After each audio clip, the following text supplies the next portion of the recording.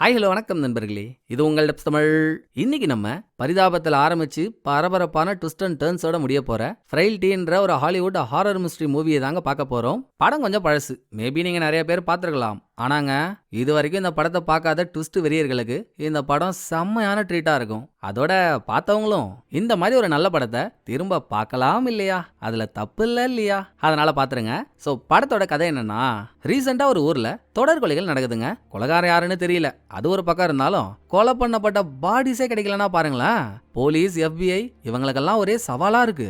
அந்த மாதிரி டைம்ல FBI ஆபீஸ்க்கு அப்பாவியா வந்த ஒருத்தவன், இப்ப கொலை பண்ணிட்டு இருக்க கில்லர் யாருன்னு எனக்கு தெரியும், அவன் என் பாஸ்டோட தொடர்புடையவன் அப்படின்னு இவன் பாஸ்ட்ல இவன் குடும்பம் பண்ண வார்த்தையால சொல்ல முடியாத கொடூரமான அட்டுழியங்களை கன்ஃபெஷனா கொடுக்குறான். அப்படி இவன் கன்ஃபெஷன்ல சொல்ற விஷயங்கள்லாம் என்ன, அதுக்கும் இப்ப நடக்கிற தொடர் கொலைக்கும் என்ன சம்பந்தம், லாஸ்டா இந்த கன்ஃபெஷனோட முடிவு என்னவா இருந்துச்சுன்றத பெரிய பெரிய பெரிய பெரிய பெரிய பெரிய ட்விஸ்டோட சொல்லியிருக்கிறது தாங்க படத்தோட கதை. படத்துல மெயின் மேட்ரே கிளைமேக்ஸ் தான். இவ்வளவுதான் நினைப்போம் அடுத்து, அவ்வளவுதான் நினைப்போம் அடுத்து அப்படின்னு ட்விஸ்ட் வந்துகிட்டே இருக்கும். விட்டுற போறீங்க, கடைசி வரைக்கும் மிஸ் பண்ணாம பாத்துருங்க. இப்ப வாங்கலாம், ஒரு அப்பாவியின் அழுகுரலை அரை மணி நேரத்துக்குள்ள கேட்க முடியுதான்னு முயற்சி பண்ணுவோம். ஸோ படத்தை ஓபன் பண்ணா மணி நைட்டு 10:25 FBIயோட ஹெட் குவார்டர்ஸ்க்கு வந்த ஏஜென்ட் ஒருத்தவர், இவர் தான் இந்த ஆபீஸோட தலைமை அதிகாரி. ஸோ இவர் பேரை நம்ம சீஃப்னே வச்சுப்போமே.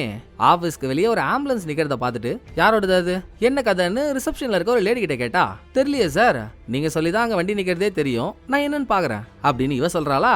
அடுத்து உள்ள போன சீஃப் அங்க இருக்க வேற ஒரு ஏஜென்ட் கிட்ட, யார் அவன் உள்ள உட்காந்துருக்கவன், அவங்கிட்ட பேச என்னையா வர சொன்ன, என் பேரை சொல்லி என்ன இங்க கூப்பிட்டானா என்ன இப்படின்னு சீஃப் கேட்கும்போது, சாச்சா அப்படிலாம் இல்ல சார், அவங்கிட்ட ஏதோ ஒரு முக்கியமான மேட்டரோட முக்கியமான இன்ஃபர்மேஷன் இருக்கான், நானும் என்னன்னு கேட்டு பார்த்தேன், பட் இந்த இடத்தோட இன்சார்ஜ் கிட்ட மட்டும்தான் சொல்லுவான்னு சொல்லிட்டான், அது நீங்க தானே, அதான் இந்த டைம்ல உங்களை கூப்பிட்டேன், உங்களுக்கு பேச விருப்பம் இல்லைன்னா சொல்லிடுங்க சார், நானே காது மேல நாளை கொடுத்து அவனை தட்டி விட்டுறேன் அப்படின்னு ஏஜென்ட் சொல்றான். பரவாயில்ல பரவாயில்ல, அதான் நான் வந்துட்டேனே, நானே உள்ள போய் என்னன்னு கேக்குறேன் அப்படின்னு சீஃப் ரூமுக்குள்ள போக, அப்ப உள்ள உட்காந்துருந்தவரு சீஃபோட டேபிள்ல இவரும் இவரோட அம்மாவும் சேர்ந்து எடுத்த போட்டோ ஒன்று இருக்கும். அதை பார்த்துட்டு இருக்காரு. இதோட போட்டோ பாக்குற ஆள் தாங்க படத்தோட ஹீரோ. ஹீரோவோட பேரு ஃபென்டன் மைக்ஸ். சரி இருந்துட்டு போ, முதல்ல அந்த போட்டோவை டேபிள்ல வைக்கிறியா, ஹூ ஆர் யூ, இந்த டைம்ல இங்க எதுக்கு வந்திருக்க, என்ன விஷயம்னு சீஃப் எடுத்ததுமே மேட்டரை பிடிச்சிடுறாரு. அப்ப ஹீரோ ஒரு பகீர் தகவலை சொல்ல ஆரம்பிக்கிறாருங்க. சார், நீங்க ரீசெண்டா காட் ஹேண்ட்ஸ் கில்லர்ன்ற ஒரு சீரியல் கில்லரை தேடிட்டு இருக்கீங்கல்ல, அது யாருன்னு எனக்கு தெரியும் சார், அதை சொல்லிட்டு போக தான் வந்தேன்னு ஹீரோ பீதியை கிளப்ப, சீஃபுக்கு சிரிப்பு தாங்கல. என்னப்பா நீ ராப்புச்சி எடுக்க போற நேரத்துல ரகசிய தகவலை கொண்டு வந்திருக்கன்னு சிரிப்பு காட்டுற, வெள்ளாடாதப்பான்னு கலாய்கிறாரு. சார், நான் இன்னும் யார் அந்த கில்லர்னு சொல்லவே இல்லை, அதுக்குள்ள நீங்க என்ன நம்பாம பேசுனீங்கன்னா எப்படி, முதல்ல நான் சொல்றதை கேளுங்க, அப்புறம் நம்பலாமா வேணாமா நீங்களே முடிவெடுத்துக்கோங்கன்னு ஹீரோ ரொம்ப சீரியஸா பேசுறாருங்க. சரி யாருன்னு தான் சொல்ல கேப்போம் அப்படின்னு சீஃப் காதை ஷார்ப்பாக்குனதும், என் தம்பி தான் அந்த கில்லர்னு ஒரு குண்டப்பட்ட ஹீரோ நேத்து நடந்த ஒரு கதையை சொல்றாரு. ஹீரோவோட தம்பி பேரு ஆடம். நேத்து நைட் ஆடம் ஹீரோவுக்கு கால் பண்ணி, ப்ரோ எங்க டீமன்ஸோட எண்ணிக்கை அதிகமாயிடுச்சு ப்ரோ, நானும் 4 நாள்ல அது கூட போராடி போராடி தோத்து போயிட்டேன், இனிமேல் என்னால சமாளிக்கவே முடியாது, நீ எனக்கு சத்தியம் பண்ணிருக்க, ஞாபகம் இருக்குல்ல, எனக்கு ஏதாவது ஆயிடுச்சுன்னா என்ன ரோஸ் கார்டன் எடுத்துட்டு போவேன்னு சொல்லியிருக்க, சத்தியத்தை காப்பாத்து அப்படின்னு ஹீரோ எவ்வளவு சொல்லியும் கேட்காம அவன் சொல்ல வேண்டியதெல்லாம் சொல்லிட்டு போனை கட் பண்ணிட்டு ஆளு துப்பாக்கியால சுட்டு செத்து போயிட்டான் போலங்க. அப்புறம் ஹீரோ ஆடம் கேட்டுக்கிட்ட மாதிரியே அவன் பாடியை ரோஸ் கார்டன்ல எடுத்துட்டு போய் புதைச்சிட்டு கையோட அவனை பத்தின உண்மையை சொல்றதுக்கு இங்க வந்திருக்காரு. சரிப்பா, உன் தம்பி போனதுக்கு என்னோட ஆழ்ந்த அனுதாபங்கள். ஆனா இப்ப நீ சொன்ன கதைக்கும் நான் இன்வெஸ்டிகேட் பண்ணிட்டு இருக்க காட் ஹேண்ட்ஸ் கில்லரோட கேஸுக்கும் என்ன சம்பந்தம், ஒன்னும் விளங்கலையேன்னு சீஃபுக்கு டவுட்.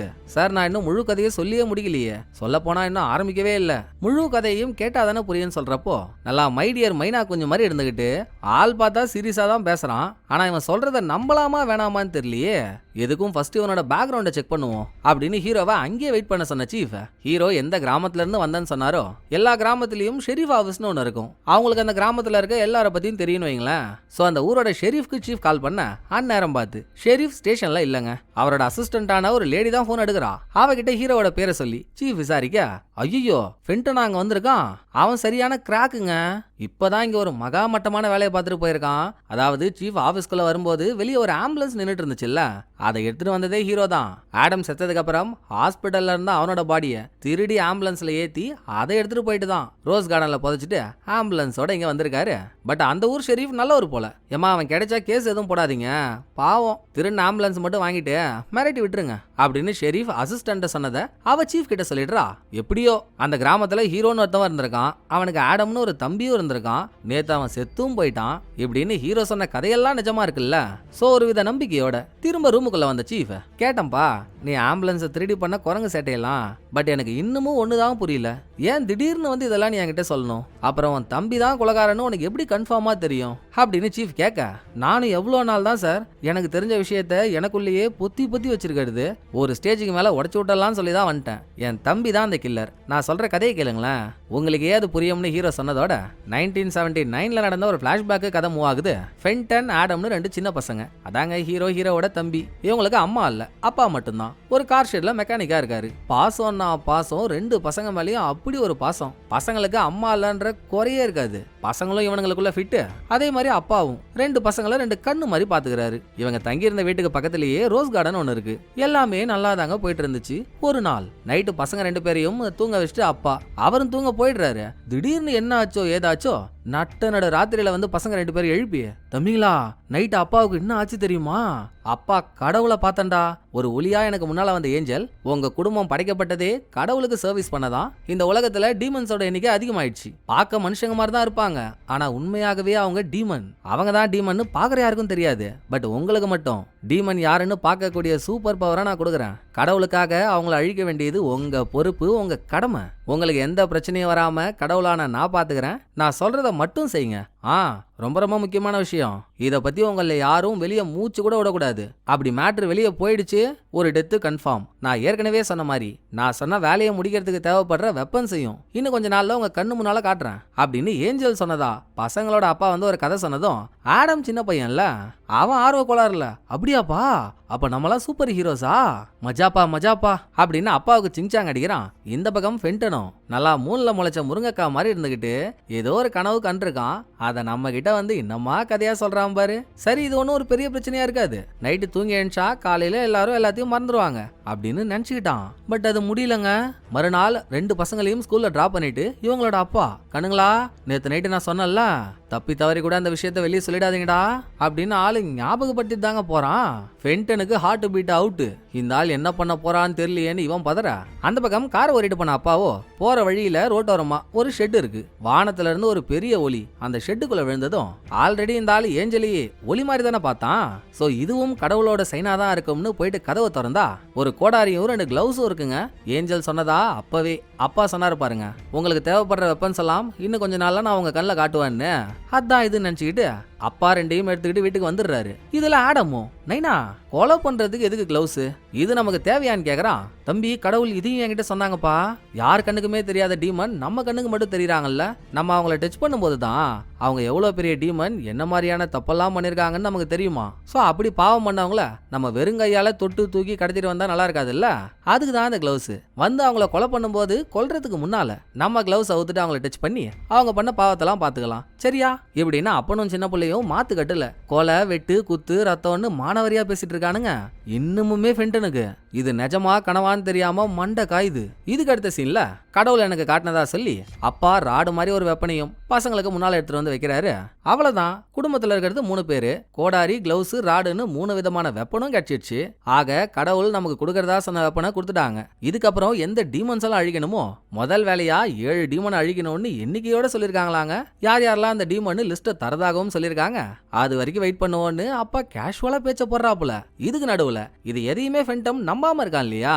சோ ஒரு நாள் அவனை கூப்பிட்டு உட்கார வச்சு, எனக்கு புரியுதுப்பா நீ சின்ன பையன்ல, உடனே இதெல்லாம் நம்புடான்னு சொன்னா உனக்கு நம்புறது கஷ்டமா தான் இருக்கும், ஆனா இது கடவுள் மேட்டருப்பா, போக போக நீ நம்பிதான் ஆகணும், நம்மலாம் கடவுளோட வேலைக்காரங்க, அவர் என்ன சொல்றாரோ அதை கேட்க வேண்டியது நம்ம கடமை தானே, புரிஞ்சுப்பேன்னு நினைக்கிறேன். இதோட அப்பா காலையில ஷெட்டுல ஒரு காரு கடியில வேலை செஞ்சுட்டு இருக்கும்போது உண்மையாவே கடவுளோட உருவத்தை நான் பார்த்தேன். என் கண்ணு முன்னால வந்து அவரோட கத்தியில இருந்து ஒரு நெருப்பான ஒளிய எனக்குள்ள அனுப்புனதும் என் மண்டைக்குள்ள லைனா ஒரு 7 பேரோட பேர் தோணுச்சு. அந்த 7 பேர் தான் கடவுள் கொள்ள நினைக்கிற டீமன்ஸ். டக்கு டக்கு டக்கு டக்குன்னு அதை பேப்பர்ல எழுதி லிஸ்ட் எடுத்துட்டு வந்திருக்கேன் பாரு அப்படின்னு அப்பா லிஸ்ட ஃபென்டன் கிட்ட கொடுக்க, டேய் தகப்பா நான் அது இதெல்லாம் உண்மையான மனுஷங்களோட பேரியா? டீமனை கொல்ல போறேன்னு மனுஷனை கொன்னு கேஸ்ல மாட்டிக்காத, இதெல்லாம் தப்புன்னு ஃபென்டன் துடிக்கிறான். அட என்னப்பா உன் கூட ரப்சரா போச்சு, கடவுள் தான் நம்ம கிட்ட சொல்லியிருக்காருல்ல, பாக்குறதுக்கு அவங்க மனுஷங்க மாதிரி தான் இருப்பாங்க, பட் உண்மையில அவங்க டீமன்ஸ்ன்னு. இன்னொன்னு ஞாபகம் வச்சுக்கோ, நம்ம யாரையும் கொல்ல போறது இல்ல, அவங்களாம் டீமன்ஸ். டீமன்ஸை நம்ம அழிக்க போறோம். கொல்றது வேற, அழிக்கிறது வேற. You catch my point? அப்படின்னு பண்ண போறது பைத்தியக்காரத்தனம், அதுக்கு நவரச நாயகன் ஸ்டைல் வேற. பட் இதுல யாருக்கு குஷியோ இல்லையோங்க, ஆடம் இருக்கான் பாருங்க, நல்லா 9 சென்டிமீட்டர் நரிவால் மாதிரி இருந்துகிட்டு என்ன ஆர்வம். அப்பா நானும் கடவுளை பார்த்தேன்ப்பா, அவர் என்கிட்டயும் டீமன்ஸோட லிஸ்ட் எல்லாம் கொடுத்தாரு அப்படின்னு இவனுக்கு யாரெல்லாம் ஆகாத பேரோ அவங்க பேரை எழுதி கொல்றதுக்கு எடுத்துட்டு வரான். தப்புடா தம்புடோ, கடவுளை இந்த மாதிரி பழிக்கிறது ரொம்ப தப்பு. கடவுள் என்ன சொல்றாரோ அதை மட்டும் தான் நம்ம பண்ணணும். அப்பாவிங்களை கொல்ல கனவுல கூட நினைக்க கூடாது இப்படின்னு அப்பா அட்வைஸ் எல்லாம் போட்டதும், ஐயோ அப்படி அப்பா, என்ன இவனுக்கு தெரிஞ்சு பண்றானுங்களா தெரியாம பண்றானுங்களா? கொல்ல பண்றதுலயும் கொள்கை வச்சுதான் பண்ணுவான்றானுங்களே, நம்ம வேற இந்த கூமுட்ட கும்பல்ல வந்து மாட்டிக்கிட்டோமேடா அப்படின்னு ஃபென்டனுக்கு பிபி ஆகுது. அடுத்த சில பல நாள்லயே இவன் தம்பி 2 பேரும் ஒன்னாதான் தூங்குவாங்க. தூங்கும் போதே ஆடம் கிட்ட சொல்றான், டேய் அப்பா போற போக்க பார்த்தா அந்த ஆளும் ஜெயிலுக்கு போய் நம்மளையும் கூட்டின்னு போயிடுவான் போலடா, நான் கடவுளை பார்த்தேன் கொலை பண்ண சொன்னாருன்னு இஷ்டத்துக்கு பண்ணிட்டு இருக்காரு, இனிமேல் நம்ம அவர் கூட இருக்கிறது நமக்கு நல்லது இல்ல, நான் அப்பா விட்டு பிரிஞ்சு இந்த வீட்டை விட்டு ஓடிடலான் இருக்கேன், நீ என் கூட வரியா எப்படி அப்படின்னு ஃபென்டன் தம்பின்ற ஆசையில அவன் கிட்ட கேக்குறான். அவன் தான் அப்பா சொல்றதெல்லாம் வேத வாக்குன்னு நினைச்சிட்டு இருக்கானே, அவன் எப்படி வருவான்? அதெல்லாம் அப்பா கரெக்டா தான் பண்றாரு, நீ தான் எனக்கு தப்பு தப்பா சொல்லி கொடுக்குற, என்னால அதையும் கேட்க முடியாது, நான் தூங்க போறேன்னு அவன் தூங்கிடுறானா. அன்னைக்கு நைட்டு ஃபென்டன் தூங்கிட்டு இருக்கும் போது ஒரு காரோட ஹெட்லைட் இவன் ரூம்ல அடிக்க, நைட்டு வரைக்கும் வீட்டுக்கு வராத அப்பா தான் கார்ல வந்திருக்காரு, ஏன் இந்த ஆள் நட்ட நடு ராத்திரியில வரான் அப்படின்னு ஃபென்டன் ரூமோட ஜன்னல்ல இருந்து எட்டி பார்க்கும்போது வெளியே அப்பா குண்டு கட்டையா ஒரு ஆளை தோல்ல தூக்கி போட்டுட்டு பக்கத்துல இருக்க ஷெட்டுக்குள்ள போறாங்க. வந்துச்சு பாருங்க ஃபென்டனுக்கு அல்லு, கையில டார்ச் லைட் ஒன்று எடுத்துக்கிட்டு இவனும் ஷெட்டு கிட்ட போறான். பார்த்தா அப்பா கடத்திட்டு வந்திருக்கிறது ஒரு லேடிய. ஆடமும் பின்னாலே வந்துடுறான். பசங்க 2 பேரும் கடத்தப்பட்ட லேடிய பார்த்து திருன்னு முழிச்சிட்டு இருக்கானுங்க. அப்பா எப்படி இந்த லேடியை கடத்தினாருன்னு இதுக்கும் ஒரு கதை வச்சிருக்காருங்க. இதுதான் டீமன்ஸோட லிஸ்ட், இவங்கள தான் நீ கொல்லணும்னு கடவுள் 7 பேரை கொடுத்ததா அப்பா சொல்லி 7 பேர் கொண்ட லிஸ்ட ஃபென்டன் கிட்ட காட்டினான்ல, அதுல முதல் பேரா இருக்கிறது தான் இந்த லேடி. இந்த லேடியோட வீடு இருக்க திசை பக்கம் இது வரைக்கும் அப்பா போனதே இல்ல, இன்னைக்குதான் முதல் முறையா போறாரு. அப்படி புதுசா போகும்போதே வீட்டை கண்டுபிடிக்கிறதுல எந்தவித சிக்கலும் இல்லையா, போற வழியில பிரச்சனையாகவும் யாரும் வரலையா. அப்ப டீமனை கடத்துறதுக்கு நமக்கு கடவுளே வழிகாட்டுறாருன்னு நினைச்ச லேடியோட வீட்டு வாசலுக்கு போனவன் காலிங் பெல் அடிச்சு அவ வந்ததும், இதான உங்க பேரு அப்படின்னு பேரை கேட்டு கன்ஃபார்ம் பண்ணதுக்கு அப்புறம் கடவுள் கொடுத்ததா சொல்ற அந்த ராட் ஆயுதம் இருக்கே, அதுல லேடிய அடிச்சு மட்டையாக்கி தூக்கிட்டு வந்துட்டான். பாப்பா நியாயமா பேசுப்பா, நீ தூக்கிட்டு வந்திருக்கிறது ஒரு மனுஷியப்பா, நீ பண்ண போறது கொலைப்பா, வேணாம்ப்பா அதெல்லாம் பண்ணாதப்பான்னு ஃபென்டன் அழுவுறான். எனக்கும் இதை பண்ணக்கூடாதுன்னு தாண்டா தம்பி இருக்கு, ஆனா கடவுள் சொல்லிட்டாரே நம்ம பண்ணி தாண்டா ஆகணும், நீ நினைக்கிற மாதிரி இது மனுஷி இல்ல, கடவுளே சொல்லியிருக்காருன்னா இவ டீமனா தான் இருக்கணும் அப்படின்னு கொன்னே தீருவேன்னு. அப்பா கோடாரியோட லேடிக்கு பக்கத்துல நெருங்க, அங்க சீனை கட் பண்ணிட்டு பிரசன்ட்டுக்கு வந்தா, சோ அப்பா அந்த லேடிய கொண்டாரு அப்படிதானே, இப்ப எங்க இருக்காரு உங்க அப்பா? அத சீஃப் கேட்டு ஹீரோவோட அப்பா செத்துட்டாரு. அத சொல்லிட்டு இருக்கும் போதே படம் ஆரம்பிக்கும் போதே சீஃப் ஒரு ஏஜென்ட் கிட்ட வந்து பேசினாரு இல்ல, அவனை வீட்டுக்கு கிளம்பட்டுமா இல்ல இங்கே இருக்கட்டுமான்னு கேட்கறதுக்காக வரான். நீ கிளம்பு நான் பாத்துக்கிறேன்னு சீஃப் அவனை அனுப்பிச்சிடுறாரு. அப்புறம் அவங்க அப்பா அந்த பொண்ணை கொண்டுட்டாரான்னு சீஃப் கேட்ட கேள்விக்கு, அட அட அட வாயிலே அடிங்க, அது கொலை இல்லையா டீமன்ஸ் அழிக்கிறதான் அப்படிதான் எங்க அப்பா சொல்லிப்பாரு. கொலை பண்றதுக்கு முன்னால அவரோட கையில இருக்க கிளவுஸ் அவுத்துட்டு அந்த பொண்ணை தொட்டா அவ பண்ண பாவெல்லாம் இவருக்கு தெரியுமா அப்படின்னு ஹீரோ பிரசன்ட்ல ஆக்ஷனோட சொல்லிட்டு இருக்கும்போது பிளாஷ்பேக் போனா கோடாரியை தூக்கிட்டு அந்த லேடி கிட்ட வந்தாரு இல்ல பசங்களோட அப்பா. அப்ப கையில இருக்க கிளவுஸ் அவுத்துட்டு தட்டு தடுமாறி தயங்கி அந்த பொண்ணோட கைய தொட போறாரு. என்ன ஆகுமோன்னு எல்லாருக்குமே பக்கு தான். அத மீறி அப்பா அந்த பொண்ணோட கைய தொடுறாரு. கரண்ட் கம்பியில கைய வச்ச கங்காரு மாதிரி கிட்டு கிட்டு கிட்டு கிட்டுன்னு ஒரு ஷேக்குங்க. ஏதோ அந்த பொண்ணு பண்ண பாவத்தெல்லாம் கண்ணால பார்த்த மாதிரி ஃபேஸ்ல ஒரு ரியாக்ஷன். உடனே கோடாரி எடுத்து அந்த லேடிய சதக் தான் ஆல் அவுட். இவங்க வீட்டுக்கு பக்கத்திலே ஒரு ரோஸ் கார்டன் இருந்துச்சுல்ல, கடவுள் பாடியையும் அங்கதான் புதைக்க சொல்லியிருப்பாரோ என்னவோ. குழி தோண்டி பாடியை புதைக்கிறாங்க. ஃபென்டனுக்கு இன்னும் ஷாக் வரையாம அழுதுகிட்டே இருக்கான். அவன் அப்பாவும், தம்பி நான் தான் சொன்னல்லடா அது மனுஷி இல்லடா டீமன்ரா, நான் அவளை தொடும்போது அவளுக்குள்ள இருக்க அந்த ஈவில நான் பார்த்தேன் அப்படின்னு அப்பா சொல்லி முடிக்கிறதுக்குள்ளேயே இந்த பக்கம் ஆடம், நானும் பார்த்தனே அப்படின்னு கான்வர்சேஷன்ல கம்ம போட்டு ஒட்டிக்கிறான். பாத்தியா சின்னதுக்கு வந்த அறிவு கூட உனக்கு வர மாட்டேங்குது, நீயும் கூடிய சீக்கிரத்துல அதை பாப்ப. அப்பாவை நம்புன்னு இவர் சொன்னாலும் முடியாதுப்பா, விட்டா நீ கொலையா பண்ணிட்டு இருக்க, நான் இதை போலீஸ்ட சொல்லியே தீர்வேன்னு ஃபென்டன் முற்று புள்ளிய வைக்க பார்த்தா, நீ மட்டும் அப்படி பண்ணிட்ட நம்மள யாராவது ஒரு ஆள் சாகுற மாதிரி இருக்கும். இது என்னோட முடிவு இல்ல, கடவுளோட முடிவு, இதுதான் ஃபைனல்னு அப்பா சொல்லி முடிச்ச கையோட பிரசன்ட்டுக்கு வந்தா, இங்க தொடர் கொலைகள் நடக்குது இல்லைங்களா. 6 கொலை நடந்ததா FBI-யோட கணக்குங்க. பட் இவங்களுக்கு கிடைச்சது என்னமோ ஒரு பாடி தான். கில்லரால ஃபர்ஸ்ட் கொல்லப்பட்ட பாடி. கண்டன் துண்டமா வெட்டி கொன்னுட்டு பக்கத்துல பக்கத்திலேயே கில்லர் ஒரு நோட்ஸையும் விட்டு போயிருக்கான். இந்த உயிரை கடவுள் எடுத்துக்கிட்டாருன்னு அதுல எழுதப்பட்டிருக்கு. அதுக்கப்புறம் அடுத்தடுத்து 5 பேர் காணாம போயிருக்காங்க. அவங்களுக்கு என்ன ஆச்சுன்னு தெரியலனாலும் அங்க கில்லர் விரிட்டு போன நோட்ஸ் கிடைச்சிருக்கு. இதே மாதிரி நான் அவங்கள கடவுள்கிட்ட ஒப்படைச்சிட்டேன்னு எழுதி இனிமேல் எந்த பாடியையும் நான் அவங்கள்ட்ட கொடுக்க போறதில்ல, எல்லாத்தையும் நானே வச்சுக்க போறேன்னு எழுதியிருக்கான். கில்லர் கடவுள்கிட்ட கொடுத்துட்டேன்ற வார்த்தையை யூஸ் பண்ண போய் தான் அந்த சீரியல் கொலைக்கு காட்ஸ் ஹேண்ட்ன்ற பேரே வந்திருக்கு. இதே நேம தானே அப்ப பசங்களோட அப்பாவும் யூஸ் பண்ணாரு. அதே நேமை இப்ப கில்லர் யூஸ் பண்றான்னா சின்ன வயசுல நல்லா நாக்கு பூச்சி நக்கின நவா பழம் மாதிரி ஒருத்தவனை பார்த்தோம்ல ஆடம், அவன் தான் வளர்ந்து இதெல்லாம் பண்ணிட்டு இருக்கான்னு உறுதியா சொன்ன ஹீரோ காணாம போன 5 பேரையும் அவன் கொண்டு இருப்பான். அவன் பாடி உங்களுக்கு கிடைக்கல, அதை எங்க புதைச்சி வச்சிருப்பான்னு எனக்கு தெரியும்னு சொல்ல ரோஸ் கார்டன்ன்ற இடத்த தானே பாடியை புதைக்கிறதுக்கு யூஸ் பண்ணாங்க. அதை தான் ஹீரோ சொல்ல வரான்னு சீஃபும் புரிஞ்சுக்கிட்டு ரைட்டு இதுக்கு மேலே எதுக்கு நம்ம இங்கேயே உட்காந்து பேசிக்கிட்டு நீ சொன்ன மாதிரி அங்கே பாடி அவன் புதைச்சி வச்சிருக்கானான்னு பார்ப்போம் வா அப்படின்னு ஹீரோவை இவரோட கார்லயே கூப்பிட்டுக்கிட்டு கிளம்புறாரு. இதுக்கும் ஒரு சேஃப்டிக்காக ஹீரோவோட கையில ஹேண்ட்கஃபை போட்டு தான் கூட்டிட்டு போறாரு. வழியில எப்பவும் போல ஏன்பா இதெல்லாம் ஏன்பா முன்னாலே வந்து என்கிட்ட சொல்லலன்னு சீஃப் கேட்குறாரு. சார் சும்மா படம் ஆரம்பிச்சதுலேருந்து என் கதையே கேட்டுட்டு இருந்தா ஆடியன்ஸுக்கு போர் அடிக்கும் சார், நீங்க உங்க கதையை சொல்லுங்களேன். உங்க டேபிள்ல நீங்களும் உங்க அம்மாவும் சேர்ந்து எடுத்த போட்டோ இருந்துச்சுல்ல, பொதுவா உங்க வயசு ஆளுங்கலாம் ஆபீஸ்ல உங்க பொண்டாட்டி போட்டோ இல்ல பசங்க போட்டோ வச்சிருப்பாங்க, நீங்க ஏன் உங்க அம்மா போட்டோ வச்சிருக்கீங்கன்னு ஹீரோ அந்த டாபிக் ஜம்ப் பண்றாரு. சில பல வருஷத்துக்கு முன்னால சீஃபோட அம்மாவை யாரோ கொன்னுட்டு இருக்காங்க. கரெக்டா அந்த போட்டோ எடுத்து 2 நாள் கழிச்சு தான் கொலை நடந்திருக்கு. இப்போ வரைக்கும் அந்த கில்லரை கண்டுபிடிக்கவே முடியலங்க. அம்மா ஞாபகமா சீஃப் அந்த போட்டோ வச்சிருக்காரு போல. அப்போ உங்க அம்மாவை கொலை பண்ண கில்லர் மாட்டல, அவனை பிடிக்கதான் அந்த வேலைக்கே வந்தீங்களா? அதை ஹீரோ கேட்கவே இதை கேட்டு நீ என்ன கில்லரை கண்டுபிடிச்சா கொடுக்க போற, நீ உன் கதையே சொல்றா அப்படின்னு சீஃப் திரும்ப அந்த டாபிக் உள்ள போனதும் பிளாஷ்பேக் அவங்க ஸ்டைல் படியே வச்சுப்போமே. முதல் டீமனை அழிச்சாச்சு. அடுத்த 1 மாசம் ஒண்ணுமே ஆகலங்க. ஃபென்டனும் கன்வின்ஸ் ஆயிட்டான். அப்பாடா கண்ட கனவெல்லாம் மறந்துட்டானுங்க போல, இதை இப்படியே விட்டுருவோன்னு நினைச்சு ஒரு நிமிஷம் கூட முடியலங்க.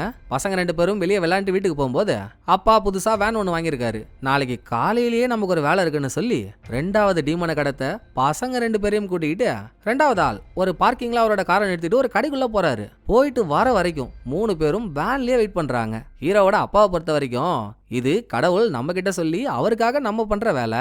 சோ பட்ட பகலா இருக்கட்டும், சுத்தி எத்தனை ஆள் வேணா இருக்கட்டும், கேமரா கூட இருக்கட்டும், நம்ம எதுலயும் மாட்ட மாட்டோம், கடவுள் நம்மள காப்பாத்துவாரு. அந்த நினைப்புல அவ்வளோ தைரியமா பகல்லே கத்த வந்திருக்காங்க. கடைக்குள்ள போன ஆளும் வெளியே வராரு. திரும்ப திரும்ப ஃபென்டன் வேணான்றான். இப்ப நீ போறியா இல்லையாடான்னு அப்பா மிரட்டி ஃபென்டன் தான் கடத்த போற ஆளோட காருக்கு அடியில என்னமோ ஒன்று காணாம போயிடுச்சுன்ற மாதிரி தேடி அழுது ஆக்டிங்க போட்டதும் அதை பார்த்து அவன் டைவர்ட் ஆகுறானா. இதான் சாக்குன்னு அவனுக்கு பின்னால வந்த அப்பா கையில வச்சிருந்த ராடால மண்டையில மகார்னு ஒரு ஷாட்டை கொடுக்க அங்க சீனை கட் பண்ணா 2வது ஆளை கடத்தி இவங்க இடத்துக்கு கொண்டு வந்துட்டாங்க. போன தடவை மாதிரியே தான். எப்படி போன தடவை ஒரு லேடியை கடத்தி கொண்டு வந்து அவ பாவத்தை பாக்குறதுக்காக தடுமாறி தயங்கி அப்பா போய் அந்த லேடியோட உடம்புல கைய வச்சாரு, அதே மாதிரி இப்ப இந்த வழுக்கு பாரியோட வழுக்குற மண்டையில கைய வச்சதும் சேம் கரண்ட் ஷாக் ரியாக்ஷன். என்னத்த பார்த்தானுங்களோ அப்பாலாம் உச்சபட்ச கோபம் ஆயிட்டான். ஒரு செகண்ட் கூட யோசிக்கலையே, கோட்டாரியால போட்டு தள்ள ரோஸ் கார்டன்ல குழி தோண்டி பாடியை புதைக்கிறாங்க. நல்லா மாயாஜால படங்கள்ல யூஸ் பண்ற மண்டை ஓடு மாதிரி ஒரு மூஞ்ச வச்சுக்கிட்டு நான் அவனை தொடும்போது அவன் பண்ண எதெல்லாம் நான் பார்த்தேன் தெரியுமாப்பா, சின்ன பசங்கப்பா, அவங்கள இவன் என்னென்னலாம் பண்ணிருக்கான், என்னால அதை தாங்கவே முடியலப்பா அப்படின்னு உண்மையாவே எதையோ பார்த்த மாதிரி அப்பா ஃபீலிங்ஸா பேசிட்டு அங்க இருந்து போயிடுறாரா. பசங்க தான் குழி தோண்டி பாடியை புதைக்கிறாங்க. அப்பா இல்லாத நேரமா பார்த்து ஃபென்டன் ஆடம் கிட்ட நான் ஆல்ரெடி சொன்னல நம்ம அப்பா போக போக சைக்கோவா மாறிட்டு இருக்காருன்னு, பாடுறா ஆல்ரெடி 2 டெத் ஆகி போச்சு, இப்பவாச்சு என் கூட வந்துடுறா நம்ம எங்கேயாச்சும் போயிடலாம் அப்படின்னு ஃபென்டன் ஆடமை கூப்பிடுறான். பழைய குருடி கதவை துரடின்ற கதை தான். ஆடமுக்கு அப்பா மேல அவ்வளவு நம்பிக்கை. ஃபென்டன் சொல்றதை கேட்க மாட்டான். போதா குறைக்கு இவன் வேற அப்பா பாக்குற அதையே நானும் பாக்குறேன்னு வேற சொல்றான். இப்படி ஆடம் ஃபென்டன் கிட்ட கோச்சிட்டு போயிடுறானா. போறதோட மட்டும் இல்லங்க, ஃபென்டன் ஆடம் கிட்ட சொன்ன விஷயம் எல்லாத்தையும் அவன் அப்பா கிட்ட வேற போய் கோத்து விட்டான். அன்னைக்கு நைட்டே அப்பா ஃபென்டனை உட்கார வச்சு உபதேசம் போடுறாரு. நான் சொல்ற எதையும் நீ நம்பலல்ல, நான் பாக்குற அதே விஷயத்த நீயும் பார்த்தாதான் நம்புவான்னு நான் கடவுளை நோக்கி பிரேயர் பண்ணேன். இனிமேல் என்கிட்ட வந்து எதையும் சொல்லாதீங்க, என் பையன்கிட்டயே போய் சொல்லுங்க, அப்பதான் அவன் நம்புவான்னு. ஆனா பாரு அவர் திரும்ப என்கிட்ட தான் வராரு. என்ன அவர் இந்த தடவை வந்து உன்னை பத்தி சொன்னதுதான் என்னால நம்பவே முடியல. அவர் என்ன சொன்னாரெல்லாம் கேட்காத, நீயும் நானும் ஒன்னா சேர்ந்து வேலை செஞ்சா அவர் சொன்னது பொய்ன்னு நம்மளால ப்ரூவ் பண்ண முடியும். அதுக்கு முக்கியமான விஷயம் நீ முதல்ல கடவுளை நம்பணும். அவருக்காக நீ உண்மையா வேலை செஞ்சாதான் அவர் என்கிட்ட சொன்னது பொய்ன்னு ஆகும். நாளைக்கு காலையிலேயே அதுக்கான வேலையை ஆரம்பிக்கிறோன்னு இவங்க வீட்டுக்குள்ளேயே ஒரு ஷெட் இருக்குல்ல, அந்த ஷெட்டுக்கு பக்கத்துல ஒரு பெரிய குழி ஒண்ணு நோட சொல்லி அப்பா ஃபென்டனோட கையில ஷவலை கொடுக்குறாரு.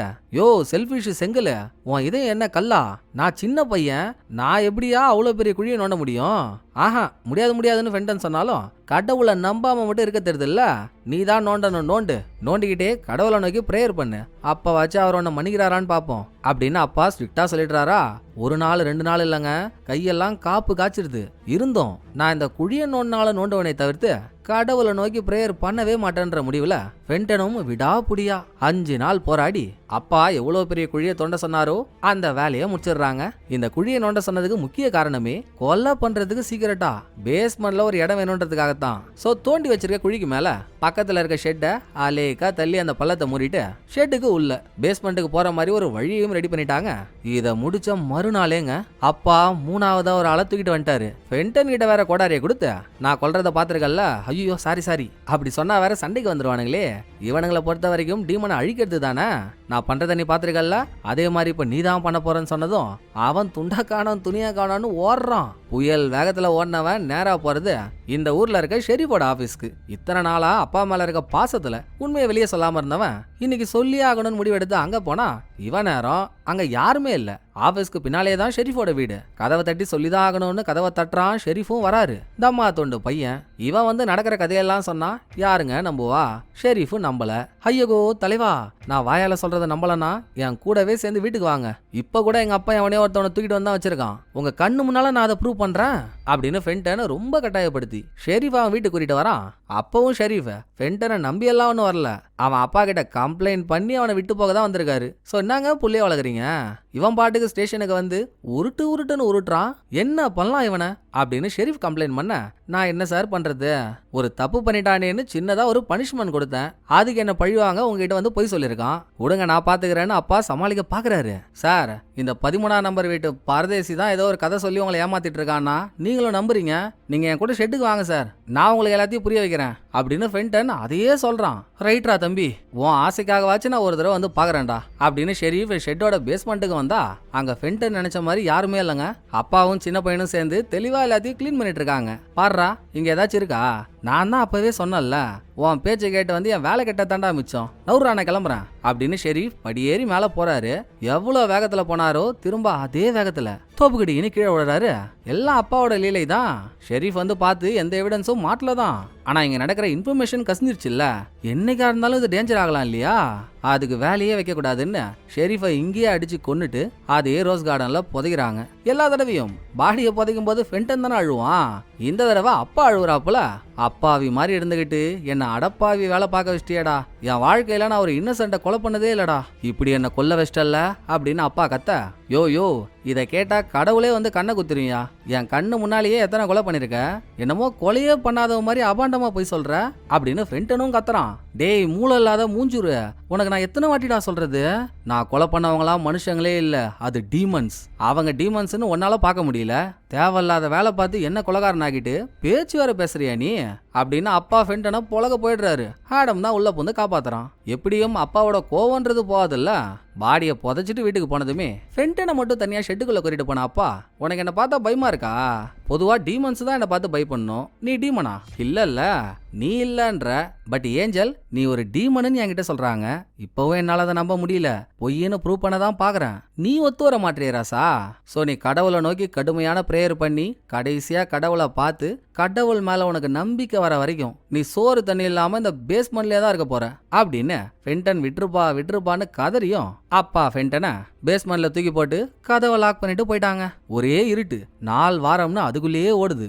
எவ்வளவு நாள் உள்ள இருக்கோன்னு கூட ஃபென்டனுக்கு தெரியல. நடுவுல ஆடம் அண்ணனுக்காக அப்பாவுக்கு தெரியாம தண்ணியெல்லாம் எடுத்துட்டு வந்து கொடுக்குறான், அதுவுமே ஒரு கட்டத்துக்கு அப்புறம் கட் ஆயிடுச்சு. இப்படி பல நாள் பச்சை தண்ணி பல்லுல படாம இருந்ததுக்கு அப்புறம் தாங்க அப்பாவை மாதிரியே நம்மளும் கடவுளை பாக்குறதா ஃபென்டனுக்கு ஒரு ஃபீலிங். ஆளு மூச்சு பேச்சு இல்லாம ஆயிடுறான். அடுத்து அப்பா ஆடம் 2 பேரும் கீழே இருந்தவன மேல தூக்கி மூஞ்சில தண்ணியெல்லாம் தெளிச்சு எழுப்புனதும், அப்பா நான் கடவுளை பார்த்துட்டேன்ப்பா, இப்ப நான் எல்லாத்துக்கும் ரெடின்ற சந்தோஷமான விஷயத்த ஃபென்டன் போட்டு உடைக்கிறான். நாப்பா குடும்பம் அதெல்லாம், ஆரம்பத்துல இருந்தே நான் உன்னை நம்புறேன், என் கண்ணுக்கு கடவுள் தெரியல, வெறும் டீமன் மட்டும் தான் தெரியுறாங்க, இவன் கடவுளே நம்ப மாட்டான், இவனுக்கு மட்டும் கடவுள் தெரியறது போங்குல்ல அப்படின்னு ஆடமுக்கு ஒரு வைத்தறிச்சல். உர்ரா எப்படியோ உங்க அண்ணனுக்கு புத்தி வந்துருச்சுல்ல, அதை நினைச்சு சந்தோஷப்படு, இனிமேல் நம்ம டீமன் வேட்டையை ஸ்டார்ட் பண்ணிட வேண்டியதுதான் அப்படின்னு அடுத்த கொஞ்ச நாள்லயே லிஸ்ட்ல 4வது யார் இருக்காங்களோ நைட் டைம்ல அவன் வீட்டு வாசலுக்கு போய் ஆடமா காருக்குள்ளே இருக்க சொல்லிட்டு காரை விட்டு இறங்கின அப்பாவும் ஃபென்டனும் 4வது ஆளோட வீட்டு வாசலுக்கு போறாங்க. காலிங் பெல் அடிக்கிறாங்க. அவனும் வரான். அவனை டைவர்ட் பண்ணி மண்டையிலே அடிச்சு மயக்கமானவனை ஷெட்டுக்கு தூக்கிட்டு வந்துடுறாங்க. நம்ம புள்ள கடவுளோட பாதையில போறான்ற குஷியில ஃபென்டன் கையில கோடாரியை கொடுத்து போட்டு தள்ளுறாம அவனான்னு அப்பா சொல்லி கோடாரியை வாங்கின ஃபென்டனும் அங்க கொடுத்தாம் பாருங்க ஒரு ட்விஸ்ட. கடத்தப்பட்ட ஆளை கொல்ற மாதிரி கோடாரியை வாங்கினவன் கண்ணு மிக்கிற நேரத்துல பக்கத்துல இருக்க அப்பாவோட நெஞ்சில கோடாரி இறக்கிடுறான். அவருக்கு என்ன சொல்றதுன்னே தெரியல. நிலத்தடு மாதிரி கீழே விழுந்து சாகர கண்டிஷன்ல இருக்காரு. அப்போ கூட இருக்க ஆடம் கிட்ட காதுல குசு குசுன்னு என்னமோ சொல்றாரு. என்ன சொல்றாருன்னு நம்ம காட்டலங்க. பரவாயில்ல, அப்பாவை கொன்னாச்சு, இனிமேல் கொலைகள் நடக்காம தத்தலாம் அப்படின்னு ஃபென்டன் நினைச்சிட்டு இருந்தா அப்பா செத்ததுமே கத்தி புள்ள கைக்கு வந்துருச்சு. ஆடம் அப்பாவோட நெஞ்சில இருக்க கோடாரியை புடிங்கிட்டு வந்து கடத்தின ஆளை இவன் போட்டு தள்ளிடுறான். அப்பாவும் காலி, கடத்தப்பட்ட ஆளும் காலி. இதோட பிளாஷ்பேக்கை முடிச்சுட்டு பிரசன்ட்டுக்கு வந்தா கொலை பண்ண அப்பாவை எல்லாரும் மாதிரியும் ரோஸ் கார்டன்லயே அண்ணன் தம்பிக்க புதைச்சிடுறானுங்க. அப்புறம் ஒரு வாரம் கழிச்சு ஷெரீஃப் ஆஃபீஸ்க்கு போய் எங்க அப்பாவை காணோன்னு அவனுங்க கம்ப்ளைண்ட் கொடுத்ததும் மிஸ்ஸிங்னு கேஸை ஃபைல் பண்ணிட்டாங்க. அடுத்து அனாதையான 2 பசங்களை தனித்தனியா வேற ஆர்ஃபனேஜுக்கு அனுப்பிடுறாங்க. அதுல ஆடம் மட்டும் அப்பாவோட வழியை ஃபாலோ பண்ணி டில் டேட் வரைக்கும் கொலை பண்ணிட்டு இருக்கான். ஹீரோ அந்த உண்மையெல்லாம் சொல்லி முடிச்சிடறாப்புலையா. இப்படியே ரோஸ் கார்டன் எங்க இருக்கோ அங்க சீஃப் ஹீரோ 2 பேருமே வந்துடுறாங்க. ஹீரோ சீஃபை பாடிக்கு எடுத்து கூட்டிட்டு போகும்போது, சரிஜி இவ்வளவு கதை சொன்னியே, இதுல எந்த இடத்துல நீ ஆடம் கிட்ட சத்தியம் பண்ண அவனுக்கு ஏதாவது ஆயிடுச்சுன்னா அவனை ரோஸ் கார்டன்ல தான் புதைப்பான்னு அந்த கதையை சொல்றியான்னு சீஃப் கேட்கும்போது, அப்பா செத்ததுக்கு அப்புறம் அண்ணன் தம்பிங்க 2 பேரும் ரோஸ் கார்டன்ல அப்பாவோட பாடியை புதைச்சானுங்கல்ல. புதைச்சு முடிச்சதும் ஃபென்டன் ஆடம் கிட்ட, ஆடம் எனக்கு ஒரு சத்தியம் பண்ணி கொடு, இப்போ இல்ல நீ என்னை எப்போ அழிக்க நினைச்சாலும் செத்த என்ன நீ இந்த ரோஸ் கார்டன்ல தான் புதைக்கணும் அப்படின்னு ஃபென்டன் கேட்டிருக்கான். ஆடமும் சத்தியமா ப்ரோ நான் உன்னை அழிச்சதும் இங்க தான் புதைப்பேன் அப்படின்னு ஆடமும் சத்தியம் பண்ணி கொடுத்துருக்கான். இந்த கதையை பிரசன்ல கேட்ட சீஃபோ, டே இரு நீ மாத்தி சொல்றேன்னு நினைக்கிறேன், ஃபென்டனான நீதானா உன் தம்பியான ஆடம்க்கு அவனை இங்க புதைக்கிறேன்னு சத்தியம் பண்ணி கொடுத்த, கதையில ஆடம் தான் ஃபென்டனுக்கு சத்தியம் பண்ணான்ற ஏன் அப்படின்னு சீஃப் கேட்க, படத்தோட பிளாட்டையே மாத்த போற ட்விஸ்ட் இங்க தாங்க. ஆமா சார், சத்தியம் கேட்டது ஃபென்டன், சத்தியம் பண்ணி கொடுத்தது ஆடம் தான். அந்த ஆடம் தான் இப்போ உங்களுக்கு முன்னால நிக்கிறான்னு ஹீரோ சொல்றான். சோ இவ்வளோ நேரம் கதை சொல்லிட்டு இருந்தவன் ஃபென்டனே இல்ல, அப்பா செத்ததுக்கு அப்புறம் அந்த வயசுலயே ஒரு கொலை பண்ணாம பாருங்க ஆடம், அவனே தான்.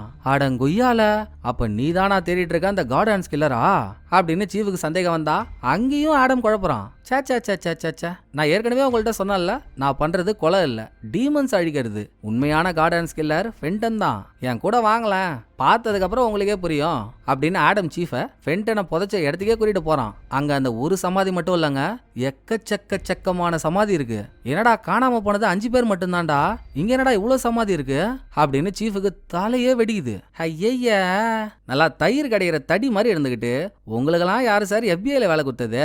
இங்க இருக்கிறவங்க எல்லாருமே டீமன்ஸ், நான் அவங்கள அழிச்சேன். ஆனா நீங்க காணோன்னு 5 பேரை தேடிட்டுறீங்க பாத்தீங்களா? உண்மையாகவே அவங்கள கொன்னது ஃபென்டன் தான். அவன் தான் கார்டன்ஸ் கில்லர். அவன் கொலை பண்ண 5 பேரோட பாடியையும் அவனுக்கு கிடைச்ச மெடலா நினைச்சு அவன் வீட்டு பேஸ்மெண்ட்ல தான் வச்சிருக்கான் அப்படின்னு ஆடம் சொல்ல போய் தாங்க நமக்கு ஒண்ணு தெரியுது.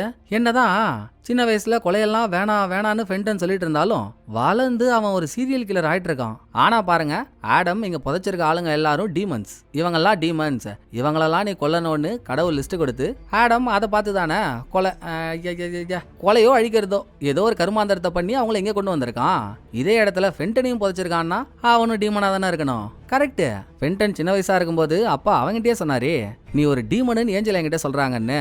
அவர் கடைசியா சாகும்போது ஆடமோட காதல குசுகுசுன்னு என்னமோ சொன்னாரு, அதுவும் உங்க அண்ணன் ஒரு டீமனுன்றது தான். சோ உன் பையன் ஒரு டீமன், அவனை கொன்னுடுன்னு கடவுள் சொல்லியும் பையன் பாசத்துல அப்பா அதை பண்ணல, அதுக்கான தண்டனையும் கிடைச்சு டீமன் கையால அவர் செத்தும் போயிட்டாரு. அடுத்து கடவுள் அவர்கிட்ட கொடுத்துட்டு இருந்த வேலைய ஆடம் கிட்ட கொடுக்க ஆரம்பிச்சிட்டாராங்க. இதுல உங்களுக்கு ஒரு கேள்வி வரும், அதான் ஃபென்டன் டீமனு தெரியுது, வளர்ந்ததுக்கு அப்புறம் சீரியல் கொலை பண்ணவும் ஆரம்பிச்சிட்டான், அப்பவே அவனை போட்டு தள்ளியிருந்தா அடுத்த 5 பேர் சாகாமலாச்சு இருந்திருப்பாங்கல்ல, ஏன் இவ்வளவு லேட்டா கொல்லணும்னு? அதுக்கான காரணம் இவங்க தான் டீமன், இவங்களை நீ கொல்லணும்னு கடவுள் லிஸ்ட் கொடுக்கணும். லிஸ்ட் வந்ததுக்கு அப்புறம் அதுல இருக்க ஆளுங்களை கொன்னாதான் அது டீமன் அழிக்கிறது. லிஸ்ட்ல பேர் இல்லாமலே ஒரு ஆளை கொன்னா அது கொலை. இதுல ஃபென்டனுக்கும் நம்ம ஒரு டீமன்னு அப்பாவே சொன்னாரு. இன்னைக்கு இல்லைனாலும் என்னைக்காவது ஒரு நாள் ஆடம் நம்மளை அழிக்க வரதான் போறான். அவன் வர வரைக்கும் அவன் கான்செப்டே யூஸ் பண்ணி நம்ம கொலை பண்ணுவோம், பேர் வாங்கிப்போம் அப்படின்ற நினப்புல தான் முதல் கொலை பண்ணும்போது டீமனான இந்த உயிரை கடவுள் எடுத்துக்கிட்டாரு அப்படின்னு ஒரு நோட்ஸ் எழுதி வச்சிருந்திருக்கான். எப்படா லிஸ்ட்ல அவன் பேர் வரும்னு வெயிட் பண்ணிட்டு இருந்த ஆடமுக்கும் அவன் 6 கொலை பண்ணதுக்கு அப்புறம் லிஸ்ட்ல பேர் வர செத்தாண்டா சேகர்னு ஆடம் ஃபென்டனோட வீட்டுக்கு போய் அவனை போட்டு தள்ளிட்டான். நல்லா ஏஐல உருவாக்குன எரும மாடு மாதிரி இருந்துகிட்டு இந்த காலத்திலேயாடா டீமன்ன்றதெல்லாம் நம்புறீங்க அப்படின்னு சீஃப் ஆடம வல்கரா திட்டுறாப்புல. இப்போ இல்ல சார், நான் அப்போல இருந்தே அதை நம்பிட்டு இருக்கேன், நான் கண்ணாலேயே அதை பார்த்தனே அப்படின்னு ஆடம் சொல்ல இங்க ஒரு வெறியான ட்விஸ்ட்.